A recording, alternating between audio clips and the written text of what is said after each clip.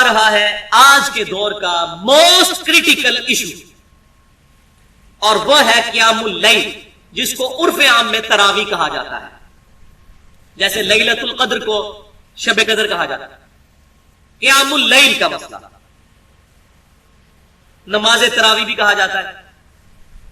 تو بدقسمتی سے قیام اللیل کا جو ایشو ہے، میں یہ لفظ بار بار استعمال کروں گا تاکہ یہ تراویح والا لفظ پیچھے جائے، اس نے زیادہ ایمبیگوٹی کریٹ کی ہے جی، وہ تراویح ترویحہ سے نکلا ہے، وہ اتنے نہیں ہوتے تو اتنے ہوتے ہیں، تو پھر پلس مائنس لگا کے رزلٹ نکالتے ہیں۔ میں چیلنج کرتا ہوں دنیا کی کسی حدیث کی کتاب میں نبی صلی اللہ علیہ وسلم سے یا صحابہ کرام علیہم رضوان سے تراویح کا لفظ ثابت کرے۔ اس لفظ سے میں کوئی چیڑ نہیں ہے، محدثین نے استعمال کیا، جائز ہے، لیکن اس کو آگے لا کے قیام اللیل کو پیچھے کر کے امت کو جو ہے فتنے میں ڈال دیا۔ لہذا قیام اللیل کے لفظ کو عام کریں گے، سنت لفظ ہے، اسی کو عام کریں۔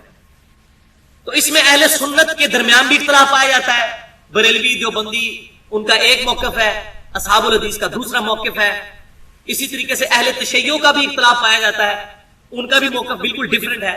لہذا میں انشاءاللہ فرقہ واریت سے بالا تر ہو کر حق بات پہنچاؤں گا، چاہے اس میں کسی بھی مکتبہ فکر کو بات بری، جو حق بات ہے وہ انشاءاللہ آج اس معاملے میں بھی نئے نئے انکشافات ہوں گے، جو میں نہیں کر رہا، پہلے کی لکھے ہوئے کتابوں میں چھپاتے تھے مولوی، میں انشاءاللہ بیان کر دوں گا، آپ جا کے خود چیک کر لیں اور ان مولویوں سے پوچھیں کہ انہوں نے یہ باتیں کیوں چھپائی ہیں امت سے۔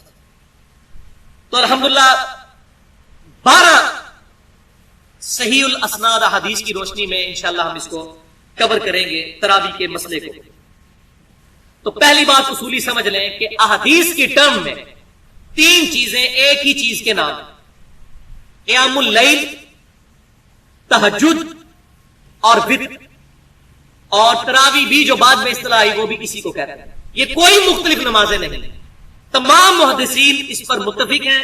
یہی وجہ ہے کہ امام بخاری رحمۃ اللہ علیہ نے قیام رمضان میں جو چیپٹر باندھا ہے تراویح کا، قیام اللیل کا، اس میں جو احادیث لے کے آئے وہ تہجد کے چیپٹر میں بھی وہی احادیث لے کے آئے، یہی بتانے کے لیے کہ کوئی مختلف نمازیں نہیں ہیں، وہی وتر کی جگہ پہ بھی لے کے آئے۔ سورہ بنی اسرائیل کی آیت نمبر 79 میں اللہ تبارک و تعالیٰ نے نبی صلی اللہ علیہ وسلم پر تہجد کی نماز قیام اللیل کو فرض قرار دے دیا۔ بسم اللہ الرحمن الرحیم، وَمِنَ اللَّيْلِ فَتَہجد بِهِ، اور جب رات ہو تو تہجد اس کے ذریعے ادا کیجیے، قرآن کی تلاوت کریں، قرات فرمائیں، نافلۃ لک، اور یہ نفل خاص اے محبوب صلی اللہ علیہ وسلم آپ کے لیے، پوری امت کے لیے فرض نہیں ہے۔ عسیٰ ان یبعثک ربک مقاما محمودا، قریب ہے کہ اللہ تعالیٰ آپ کو اس مقام محمود پر، مقام شفاعت پر فائز فرما دے جہاں ہر شخص آپ کی تعریف بیان کر رہا ہو۔ آپ تہجد پر استقامت قیام اللیل پر اختیار کریں۔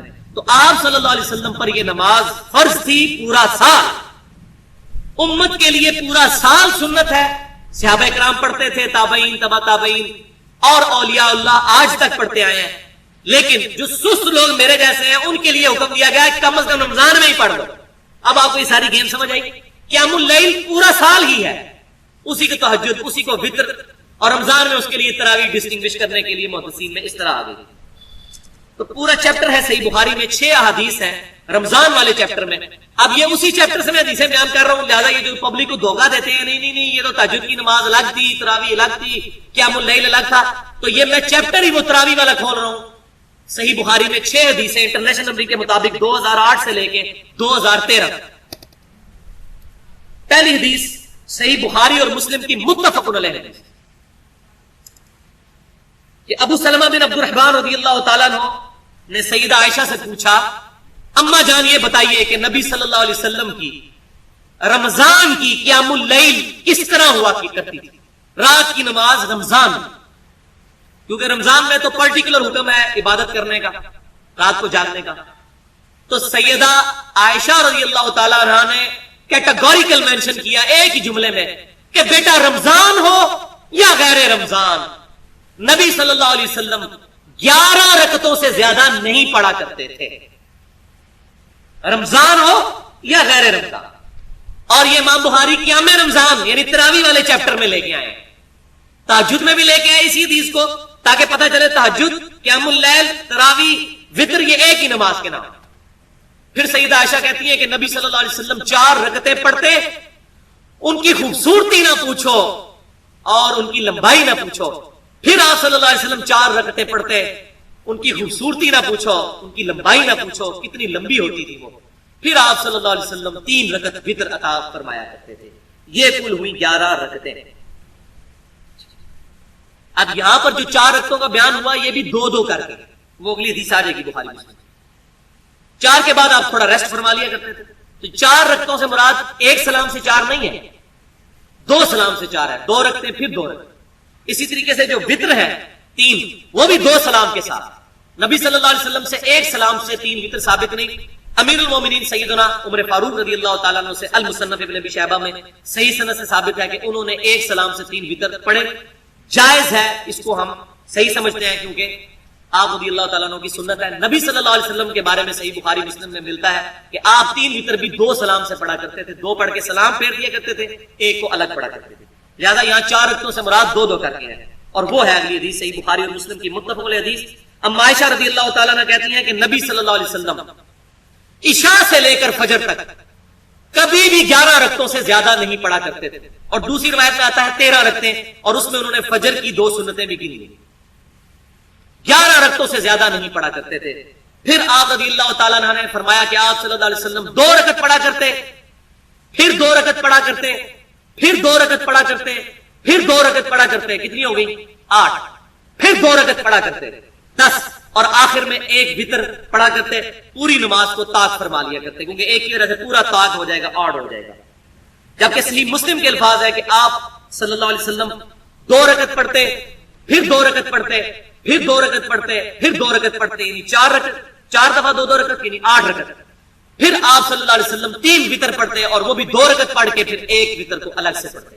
لہذا 11 رکعتیں پڑھنی ہے، 10 قیام اللیل کے نفل اور 1 وتر، یا 8 قیام اللیل کے نفل اور پھر 3 وتر، 2 الگ کر کے اور 1 الگ کر کے. یہ دونوں صورتوں میں 11 رکعتیں ہو گئی. الحمدللہ.